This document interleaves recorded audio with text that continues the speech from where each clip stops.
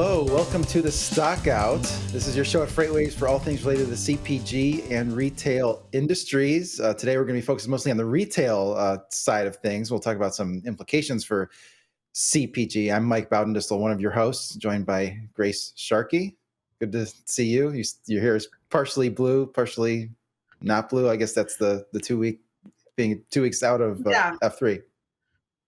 Yeah, exactly. We'll start. That's how we can start judging how long it's been. It's going to just start slowly fading away. But yeah, we're still heavy blue, which I usually forget about until I run into someone at a store who quickly notices it. So we're still here. Yep.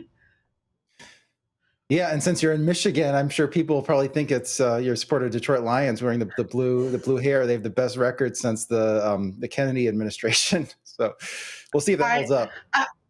Yeah, I was thinking about for a second maybe seeing the Packers Lions game for Thanksgiving, and I've been to the game before. Usually spend a couple $100 on the tickets. This year they're sitting at like $1,500 a pop. So I'm like, well, that's how you know the Lions have finally made it when you can't afford the Thanksgiving game. Yeah, that's one of the things I enjoy about Thanksgiving. Actually, watching the game. Actually, like the Lions growing up because they were just to be a pain in everyone's butt because everyone liked the Bears where I was, and they had such exciting teams in the '90s with Herman Moore and Barry Sanders and those guys. Yeah. But we're not here to talk about football. I want to get into today's discussion. We're going to talk a little bit about retail sales and what's the expectation is for this fall. So before I get into earnings, talk a little bit about some of these high level expectations. So the NRF, National Retail Federation, says that they're going to see a rise that's going to be sort of typical, what was typical before the pre-pandemic levels, which is like 3 to 4%. So not a tremendous amount of growth, but still some growth in retail sales. That's probably kind of their default expectation. So nothing really surprising there. Bain, big consulting firm, took, I thought, a little bit more of a cautious outlook. They said that they expect retail sales to grow just 1% in November and December, which would be pretty bad considering that there's still inflation in a lot of these products, although we'll talk about, what Walmart and Target are saying about the inflation, which I think was pretty, pretty informative, they said last week. And then retail sales actually fell for the first time in October since March. So all those things kind of point to, at least from these outsiders, viewpoints, a pretty cautious consumer. And we'll get into a little bit more of this, I think, later in the show, but I fully agree. I mean, it makes sense. All the reporting that we've done on the economy, and you add student loans into the mix, and that huge percentage of individuals who are starting to pay that back, or at least figure out what they can pay back at this point. Interest, if nothing else. But we have credit card delinquencies at the highest, car payment delinquency. So it's, I think we're going to see maybe a more frugal shopper this season.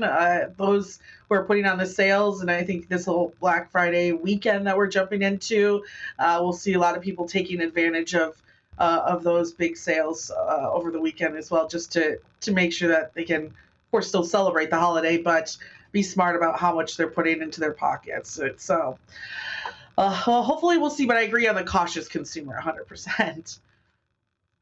Yeah, speaking of caution, so Walmart reported last week, as did Target, as did Home Depot, but Walmart I thought was maybe the most interesting one, and that's a stock chart. So we showed the same chart last week. So the black line is Walmart, and the blue line is Target. And I said, well, those things have never been further apart. Well, they did come closer together somewhat last year. So there's a relative change in the stock prices.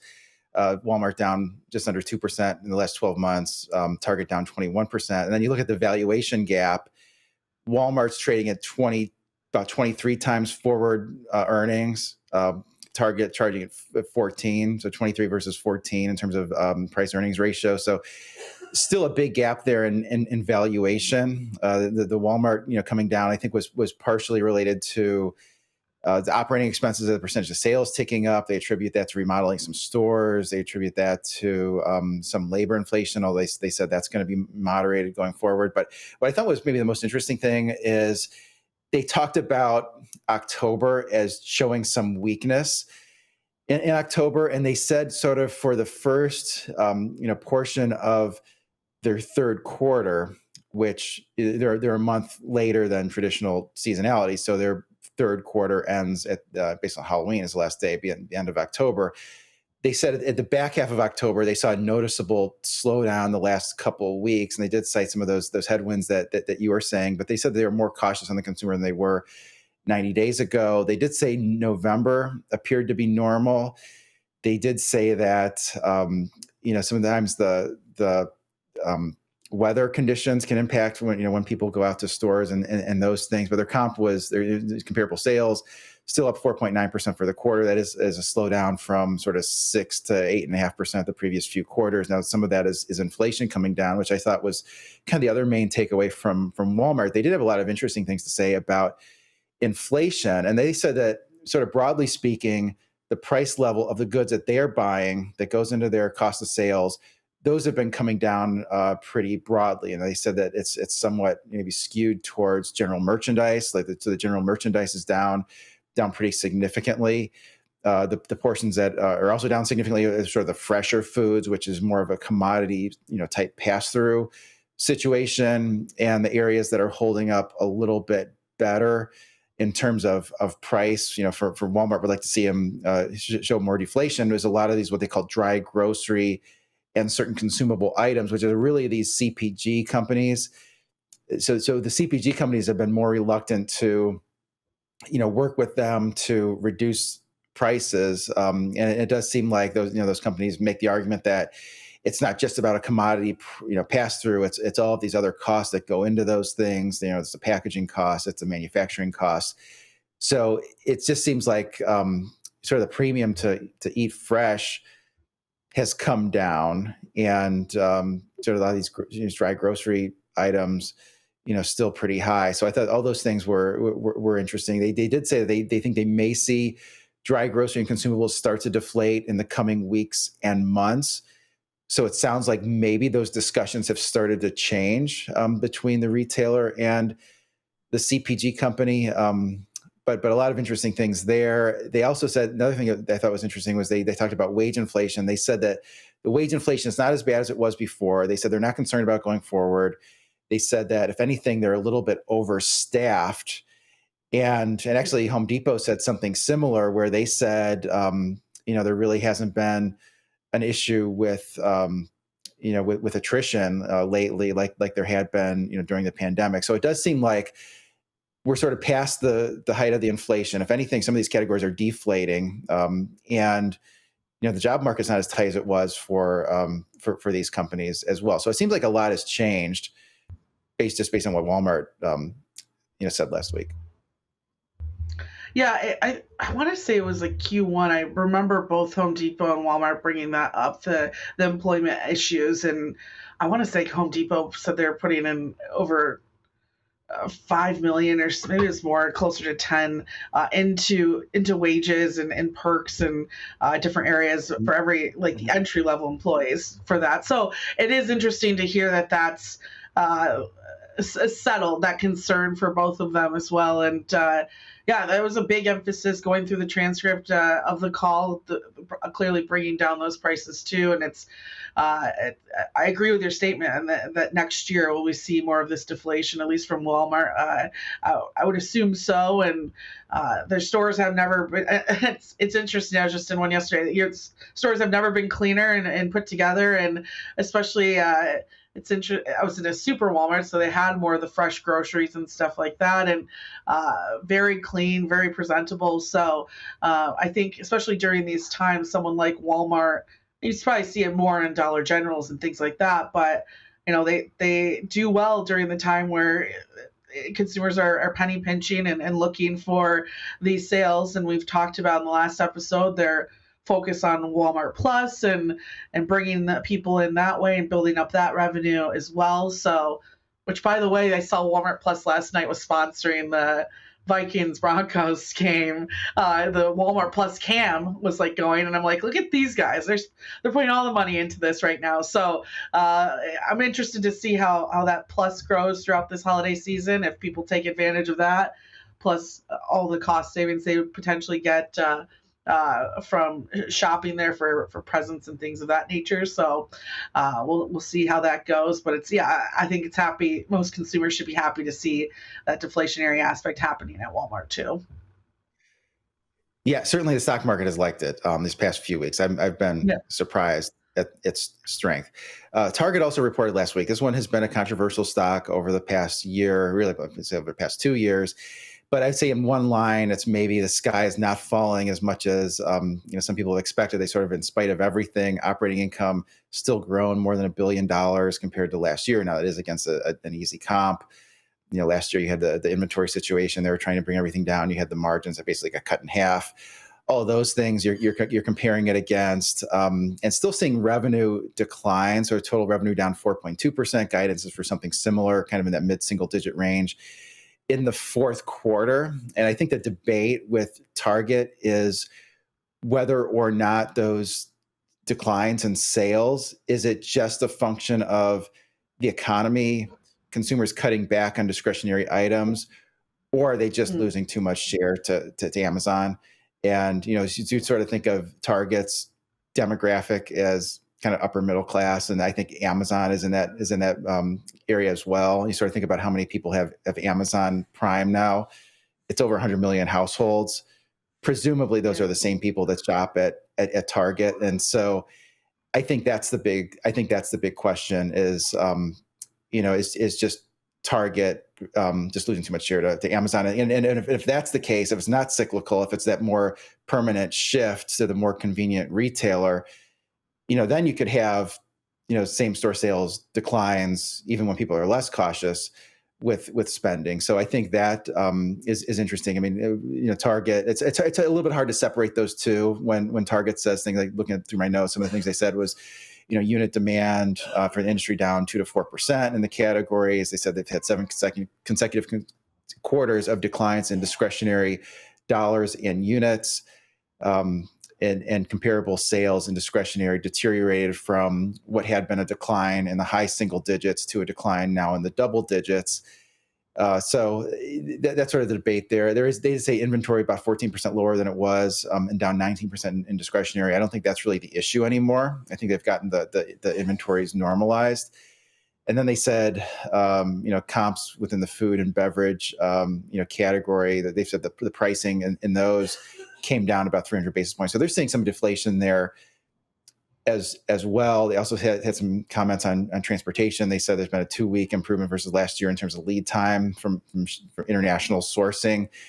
And they said there's been about a 10 percentage point improvement in purchase order fill rates. They seem to have this list of sort of high impact items that absolutely need to be on the shelf. And they say this list makes up about 1/3 of their sales. It's things that consumers really notice when they're not on the shelf, and they prioritize having those on the shelf. And what may be related to that is on the shrink side. They said that's still up 40 basis points year over year, but worse seems to be behind them there. And they were asked, I think it was a CNBC interview, they were asked, what do consumers think about having all these, sort of typical household items below, behind glass that they have to ask for. And the response was they actually like it because that means that they're in stock. So Interesting spin. Yeah. I'd say good PR work on that. I mean, it's, you would hope that that's in stock at the end of the day. So it's funny that you bring that up, though, because I know Target has been kind of doing a lot of these like mini stores as well, kind of like Dollar General X, right? In these different areas, like more downtown spaces and things of that nature. So I'm sure going into a Target though and seeing that behind the glass situation is ultra frustrating. And I think we did an episode where we talked about, at least I think, if not, I did one in August on theft and how that's why a lot of people are going to Amazon and these online sources. I mean, you could probably even put we just talked about Walmart Plus, right? Like these different shopping experiences where you don't have to kind of deal with that, and you can easily order it today and have it delivered today as well. Now, I believe Target might be undershipped. I can't remember off the top of my head, but they've done at least a really good job of if you order something today, you can at least go pick it up at their customer service desk, but still, that's kind of the same frustrating situation. So I would agree with you. I think that they are competing probably heavily with Amazon Plus. And then if we're going to talk about holiday spending as well, that's going to be frustrating when it comes to maybe the deals that we see from Amazon and the different sales that they'll have to compete with other companies like them as well. So yeah, I could see. I think that big market share aspect of different choices, choosing Amazon or choosing different services, that's a little easier to work into your daily schedule and is not so frustrating, is probably hurting them as well. Plus, I mean, at least up north, we're getting to the season where I don't want to drive anywhere and I want to have everything delivered to me. So if you don't have that experience available, that's probably going to push against you as well. Yeah, I think it is. It creates friction in the shopping experience for sure. Want to ask you about this holiday spending survey from Bankrate. So, Mhm. what did you gather from that? Yeah. Yeah, so this was really interesting because I wanted to see, actually, for everyone as well. I have a radio show on Sirius XM. This upcoming Black Friday, we're going to have a special Black Friday episode where we kind of talk about these different holidays. But we're going to this wonderful consumer weekend where you have not only Black Friday that I think we're all used to growing up with, that's turned into pretty much an all-day event into Thursday, but you know, have Small Business Saturday, you have Cyber Monday, and you have these different holidays that you can, of course, look forward to some really great deals. And so I wanted to see kind of how that trended within different groups in particular. So Bankrate did an interesting survey and found actually that a lot of people are looking forward to shopping smaller this holiday season. They found over 72% of shoppers surveyed were looking to spend a little bit more on Small Business Saturday compared to 65% from the past year. What was also interesting is just at the top of my head, I would assume that baby boomers would be the ones that would be interested in kind of seeing some of these small businesses going in and kind of having that more local shopping feel. But it's actually completely the opposite. Higher percent, 72% of millennials surveyed were looking forward to participating more in small business. 69% of Gen Zs, 59% of Gen Xs, all saw improvement over the past year as well. And only 51% of baby boomers. Most of the baby boomers are actually more interested in online shopping, which I mean, correct me if I'm wrong, but do you find that a little odd compared to like the what you would assume a baby boomer would prefer to do? Yeah, although I think some of them have gotten over it. Like I remember the early days, like the baby boomers would be concerned that if they put their credit card online, then someone would steal it. I mean, and you try to convince them that okay, if you did that at a restaurant too, you give them your credit card, someone could go and write it down anyway. And even if that does Yeah, happen, you're not on the hook for fraudulent charges in your credit card. So I think yeah. it seems like they're over it, and like the convenience now. Yeah, I'll say actually, like my mother's Amazon's like biggest fan right now. This season, she doesn't even get up off the couch. She's just on there buying all the gifts right away, which is great for me, I would say. But if we can actually bring up a chart from Bankrate as well, I think it's interesting the reasons why people are, of course, looking at Small Business Saturday compared to others. On there, biggest proponents is better customer service. The unique gift is a big part of this. People are looking for something that's maybe only made once or specially designed for a friend or family member. They're also, of course, looking to just up their own community and support people in their own neighborhood. Better quality of products is a big part of this too, which I mean, big retailers, you could learn from that. And then at the end of the day, lower prices. Now, lower prices wasn't a big reason why, but it sounds like a lot of these smaller businesses are understanding where the consumer is and have fit that into their pricing models as well. So It's interesting. I mean, had a whole episode last week about in our newsletter as well that Walmart, is spending so much on advertisements, and then you have a lot of these local small shops that are really just focusing almost on the controllables, what's happening in their store, and creating these unique items that you couldn't find in mass on a shelf at Target, and winning from that. So again, I hope some big retailers learn from that as well, and can consider that in their models overall, especially the customer service aspect of things. The other thing I wanted to point out too was the times that people are shopping. Now, 37% said that they wanted to finish before this month was even over, which I would assume that we're going to see a lot of action then this weekend if that's happening. 26% started last month, which, bringing up where retail sales were in October and then hearing that most of that started, it does make me concerned that maybe we won't see the numbers that the NRF has put out for this holiday season. Will we hit those goals, seeing that October was actually lower than expected itself? So something to consider. 12% even started back in August. I mean, I'm actually one of those who kind of collects things throughout the year. And then at the end of the day, over 30% took advantage of a lot of the sales that we saw in October and then early November as well, Amazon, Target. But another interesting thing to know is that 34% of those surveyed who did spend that time taking advantage of the deals from Amazon and Target, Walmart, and other big retailers in October, a lot of that wasn't even for holiday items. So how many people out there are we going to see spending, or at least putting a little bit more cash out there to buy things that they just need around their home, or maybe just groceries and things like that in particular, but taking advantage of the sales items in November too. So interesting stuff. And I think it's especially interesting that we're looking more at the small businesses and seeing, freight tech. A lot of what we write about is this freight tech type of the industry that's helping a lot of these small businesses put their products online. And a lot of those, of course, small retailers are noticing a big difference when they do put it online.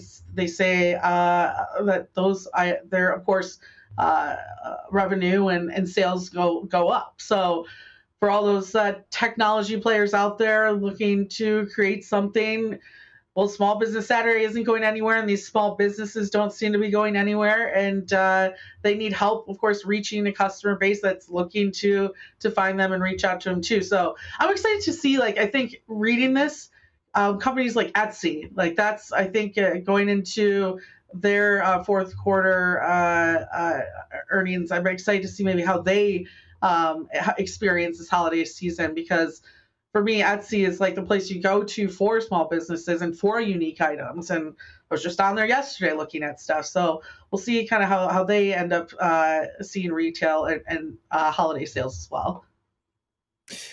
Yeah, I mean, if I was going to support a small business, I try to think of how I would do that. And it just seems like maybe it would be like a gift certificate to a restaurant or something. Or, I mean, like you said, I mean, a lot of these artisan items that are made by this kind of local artists. So it's almost a reflection also of just completely different categories of items. Maybe it's just younger people realize that we spend too much on our cell phones and computers and those things, and want to do something a little bit different.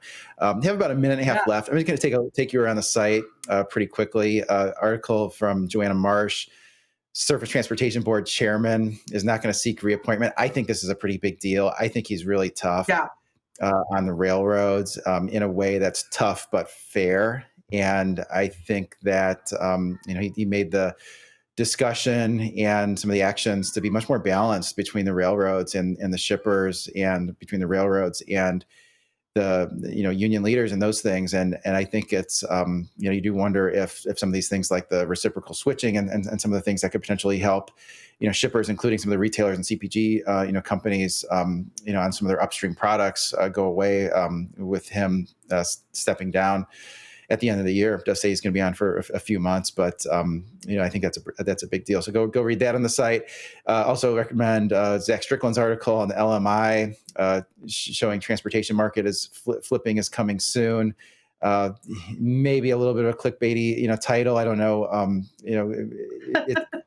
Transportation flip is coming. Yes.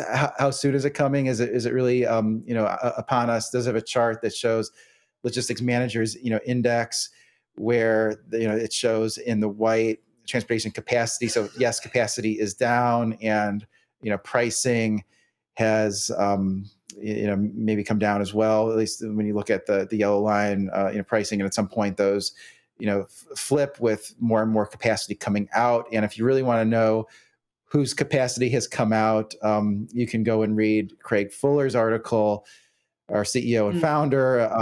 This is a laundry list of companies that had either gone out of business or terminated large numbers of employees in mass terminations. But it goes on and on and on about examples of companies that have come out. It really is a roll call of who has shed employees. So it reminds me of that the tweet that people were laughing about the other day is like, the worst thing can happen is you wake up and you see a FreightWaves article written about your company. But those are examples. Yeah, watch out for a call from Clarissa Haas. It's over if that's happening. Exactly. I love that. So go read those articles and have a good Thanksgiving, and we'll see you next week.